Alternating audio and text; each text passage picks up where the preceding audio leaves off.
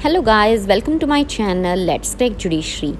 सो guys, इस video में हम बात करेंगे एक नए केस की और ये रिलेटेड है आपके सब्जेक्ट स्पेसिफिक रिलीफ एक्ट में और सेक्शन 10 पे।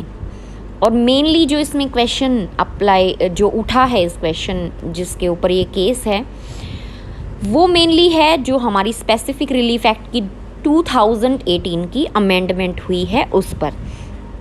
केस का नाम पहले देख लीजिए, Katta Sujata Reddy versus Siddham Setty infra projects private limited 2022। बिल्कुल लेटेस्ट केस है, 25 अगस्त का है। Chief justice N V Ramana, justice Krishna Murari and Hema Kohli. और आपको पता भी है कि आज हमारे नए चीफ जस्टिस हो गए हैं यू ललित। ठीक है, ये भी जीके का क्वेश्चन है। तो ये मेनली जो इसमें इस केस में, कट्टा वाले केस में जो मेनली क्वेश्चन उठा वो ये रिलेशन में था कि जो 2018 की आपकी स्पेसिफिक रिलीफ एक्ट की अमेंडमेंट हुई है वो क्या प्रोस्पेक्टिव है या रेट्रोस्पेक्टिव है। अब सबसे पहले प्रोस्पेक्टिव और रेट्रोस्पेक्टिव होती क्या है, देखिए।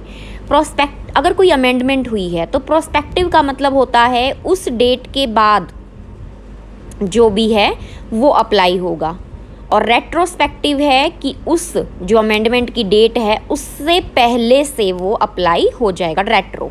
ठीक है, पहले। और प्रो में जो वो डेट है अमेंडमेंट की उसके बाद से।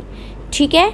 और क्या जो 2018 की अमेंडमेंट है स्पेसिफिक रिलीफ एक्ट में, क्या वो प्रोस्पेक्टिव है या रेट्रोस्पेक्टिव होगी रिगार्डिंग सेक्शन 10।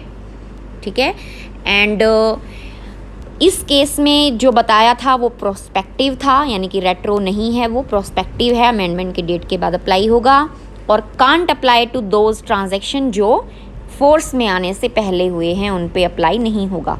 देखो मेनली क्या होता है, अमेंडमेंट रेट्रोस्पेक्टिव या प्रोस्पेक्टिव होती है तो जो उसका अफेक्ट है अमेंडमेंट का वो इस बात पे निर्भर करता है कि मान लो उसके जो प्रोविजंस हैं, ठीक है, जो उसके प्रोविज़न हैं, क्या वो कोई नया राइट, ऑब्लिगेशन या आपके किसी राइट को लेके, यानी कि टेक अवे कर रहे हैं उस राइट को। ठीक है, तो उस चीज़ पे डिपेंड होती है। अगर ऐसा कोई प्रोविज़न है जो क्रिएट कर रहा है, लेके जा रहा है, ऑब्लिगेशन बना रहा है, तो उसको आप रेट्रोस्पेक्टिव कभी भी एज्यूम नहीं कर सकते। वो हमेशा कैसा चलेगा, प्रोस्पेक्टिव में। ठीक है। इसमें क्या हुआ था केस में, देखो कि जो 2018 की अमेंडमेंट हुई थी सेक्शन 10 पे, ठीक है, उसमें इन्होंने कोर्ट, जो हमारे चीफ जस्टिस और जस्टिस कृष्णा मुरारी और हेमा कोहली ने बोला कि ये अपील में आया हुआ केस है। ठीक है, जो भी सेक्शन 10 जो है आपका स्पेसिफिक परफॉर्मेंस ऑफ सूट से है, तो ट्रायल कोर्ट ने डिसमिस किया था सूट, कहा था कि प्लेंटिफ जो है उसको कोई भी स्पेसिफिक परफॉर्मेंस रिलीफ नहीं दे सकता। लेकिन तेलंगाना हाई कोर्ट में फिर अपील में गया तो उन्होंने कहा कि जो ये 2018 वाली अमेंडमेंट है ये रेट्रोस्पेक्टिव होगी। अब सुप्रीम कोर्ट में आया, उन्होंने कहा नहीं, प्रोस्पेक्टिव में होगी। ठीक है, क्या कहा देखो, the court observe that the amendment carried out in, जो भी 2018 में हुई थी, वो इनेक्ट की गई थी कि भाई जो डिस्क्रिशनरी रेमेडी है रिगार्डिंग, जो जजेस के पास पावर होती है कि वो अपनी मर्जी से जो उनके प्रिंसिपल्स हैं उनके हिसाब से वो स्पेसिफिक रिलीफ एक्ट में जो भी काम है वो करवाते हैं कि ये इसमें आपको स्पेसिफिक परफॉर्मेंस इस सूट में देनी है नहीं देनी है, तो उनका डिस्क्रिशनरी पावर था। अब चेंज कर दिया 18 में। This approach was radical and created new rights and obligations. ठीक है, विच डिड नॉट एग्जिस्ट, यानी कि अमेंडमेंट से पहले ऐसा कुछ नहीं था, लेकिन अब इस अमेंडमेंट के बाद है। This provision which remained in real of courts discretion was converted into a mandatory provision prescribing a power the courts had to exercise when the ingredients were fulfilled. This was a significant step in the growth of commercial law. Simple है ये चीज़। तो under the pre amended, यानी कि specific relief से पहले जो amendment थी, amendment से पहले का जो स्पेसिफिक रिलीफ एक्ट है उसमें स्पेसिफिक परफॉर्मेंस ग्रांट करनी है या नहीं वो डिपेंड करता था कि डैमेजेस वगैरह कितने हैं।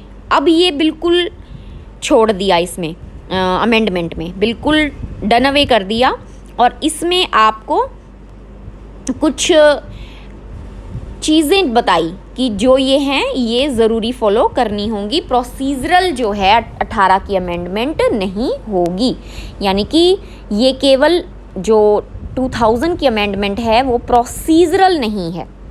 प्रोसीजरल होती है तो आप उसको कर सकते हैं रेट्रोस्पेक्टिव में, प्रोसीजरल नहीं है यानी कि सब्सटेंटिव है।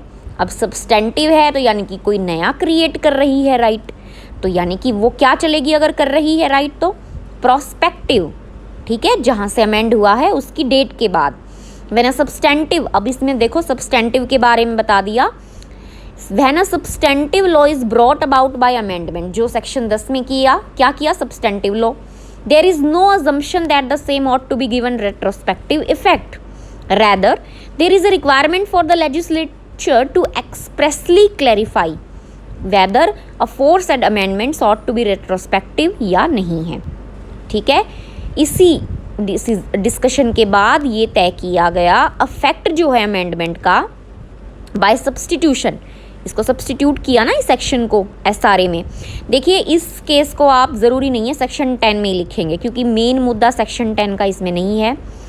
आप अगर मेंस का क्वेश्चन लिखते हैं उसमें आप इस तरह का केस बिल्कुल लेटेस्ट और अमेंडमेंट से रिलेटेड, या किसी और मेंस में कॉन्स्टिट्यूशन में भी अगर आता है तब भी आप इस तरह की जानकारी दे सकते हैं। अगर रिलेशन है क्वेश्चन में रिगार्डिंग रेट्रोस्पेक्टिव और प्रोस्पेक्टिव तो आप इस तरह का केस डाल सकते हैं।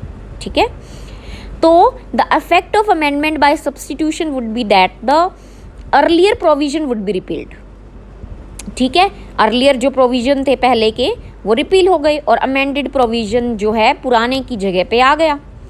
अगर नए आने वाले प्रोविजन कुछ नया क्रिएट कर रहे हैं तो आप उसको कैसे रेट्रोस्पेक्टिव चला सकते हैं, नहीं चला सकते ना, इसीलिए कहा गया कि ये प्रोस्पेक्टिव है ना कि रेट्रोस्पेक्टिव। ठीक है, तो आई होप आपको ये समझ में आया होगा, और पूरा अगर आपको केस पढ़ना है तो आप लाइव लॉ पे भी इसका पूरा जजमेंट ज़्यादा क्लैरिटी के लिए पढ़ सकते हैं। बाकी शॉर्ट में मैंने आपको बता ही दिया। तो वीडियो अच्छी लगी हो तो चैनल को लाइक और वीडियो को लाइक और चैनल को सब्सक्राइब कीजिएगा। Thank you.